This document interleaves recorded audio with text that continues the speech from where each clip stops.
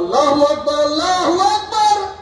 हमारे जो मोदी जी हैं वो तक की कई बार अजान होते हुए में रुक जाते हैं और अपनी स्पीच जो है वो रोक देते हैं और खामोश हो जाते हैं।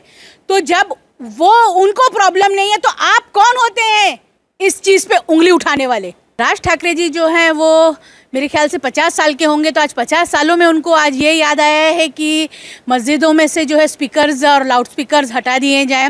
इतने सालों से उनको प्रॉब्लम नहीं हुई इस चीज़ की। उन्होंने अपना झंडा चेंज किया, फिर वो दूसरे नेताओं के साथ मिले कि शायद इस वे से वो आगे जा सके।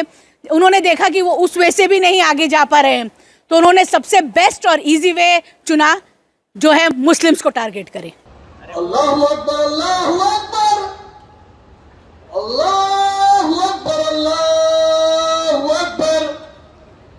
अशहदु अल्ला इलाहा इल्लल्लाह, अशहदु अल्ला इलाहा इल्लल्लाह, अशहदु अन्ना मुहम्मदर रसूलुल्लाह, अशहदु अन्ना मुहम्मदर रसूलुल्लाह। जय हिंद दोस्तों, मैं हूं आफ्ताब खान और आप देख रहे हैं सिटी हेडलाइंस न्यूज़। सारा जी, आज एक बयान आया राज ठाकरे जी का कि मस्जिद से लाउड स्पीकर हटाओ, यानी आवाज़ से प्रॉब्लम होता है। इस मामले में क्या कहेंगी आप? सबसे पहले तो मैं रमज़ान की जो है सबको तहे दिल से जो है मुबारकबाद देना चाहती हूँ, माह रमज़ान की। और दूसरी बात ये बोलूँगी कि राज ठाकरे जी को ये जो प्रॉब्लम हुई है ये अभी ही क्यों हुई है? राज ठाकरे जी जो हैं वो मेरे ख्याल से 50 साल के होंगे, तो आज 50 सालों में उनको आज ये याद आया है कि मस्जिदों में से जो है स्पीकर्स और लाउड स्पीकर्स हटा दिए जाएं। इतने सालों से उनको प्रॉब्लम नहीं हुई इस चीज़ की। क्या वो महाराष्ट्र में पैदा नहीं हुए? क्या महाराष्ट्रियन नहीं हैं? मैं तो गर्व से बोलती हूँ कि मैं महाराष्ट्रियन हूँ, यहीं पे पैदा हुई हूँ, यहीं पे अल्हम्दुलिल्लाह मेरा तालीम हुई है और यहीं पे रहती हूँ।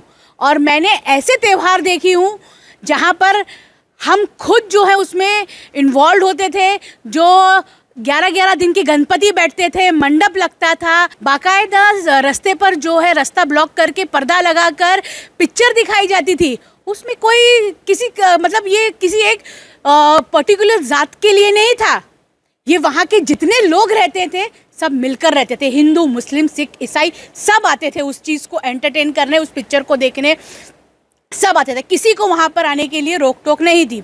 मैंने वो चीज़ देखी हूँ कि नवरात्र में 9 दिन जो है पंडाल रख के 4-4 बजे तक बच्चे जो है वो गरबा खेलते थे।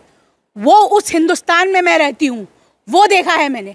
आज तक किसी मुसलमान ने तो फिर इस चीज़ के लिए कि कोई भी हिंदू का जो है रिलीजन फेस्टिवल है उसके लिए कभी भी उंगली नहीं उठाई।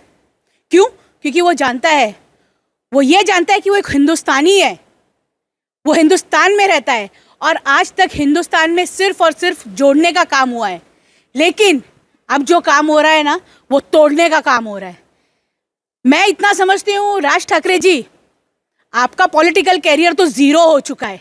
आप कोई ना कोई लेन से अंदर घुसना चाह रहे हैं, लेकिन आपको पता है कि मुस्लिम्स जो हैं वो एक सॉफ्ट टारगेट है।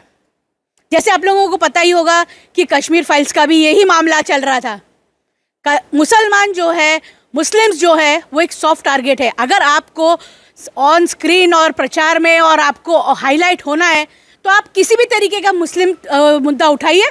आप अपने आप देखिए, रातों रात जो है आप जो है वो यहाँ भाई आपका बहुत स्पीच आपकी फैल रही है, आप पॉपुलर हो गए हैं, ये चीज़ हो रही है।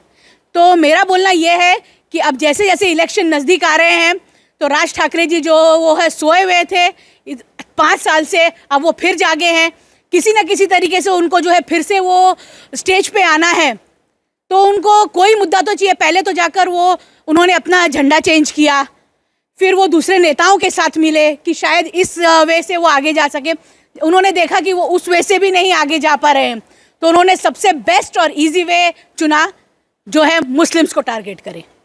और ये मुस्लिम्स को टारगेट करके जो है वो फेमस पॉपुलर होना चाहते, लेकिन ये पॉसिबल नहीं है, ये पॉसिबल नहीं है। जैसे अब आज से 2 साल पहले कोरोना आया था, तो कोरोना के टाइम पर लोगों ने जो 2 लाइन बोली थी वो बहुत बेहतरीन लाइन बोली थी। वो लाइन बोली थी कि हमें जो बीमार है ना उनसे नहीं लड़ना है, जो बीमारी है उससे लड़ना है। तो आप जो है आप बीमारी वाला काम कर रहे हैं। अगर अल्लाह ना करे, खुदा ना खास्ता, अगर हिंदू मुस्लिम का कहीं पर कुछ टकराव होता है, जो अगर कुछ मतभेद होती है, तो उस टाइम पे जो मतभेद कर रहे होंगे वो बीमार हैं। आप समझ गए होंगे कि बीमारी क्या है। मुझे फुल उस पर बताने की जो है ज़रूरत नहीं है। तो मैं यही बोलना चाहती हूँ कि हमें बीमारी से लड़ना है, बीमारों से नहीं लड़ना है। तो ये चीज़ ना करें। हिंदुस्तान की मेरी जो सभ्यता है उसी को बरकरार रखें, मिलकर रहें। जय हिंद। दोस्तों, ये थी सारा अकरम जी, दबंग सारा अकरम। हमेशा हर किसी मुद्दे पे ये अपनी आवाज़ बुलंद करती हैं। तो आज अजान का जो इशू चल रहा है कि लाउड स्पीकर को हटाया जाए, अजान से प्रॉब्लम होता है, तो उन्होंने इस पे खुल करके अपनी बात रखी। आप इस बारे में क्या सोचते हैं, कमेंट बॉक्स में कमेंट ज़रूर करें। अंत में इतना ही कहूँगा, आप सब अपना ख्याल रखें, एक दूसरे को दुआओं में याद रखें। Thank you so much.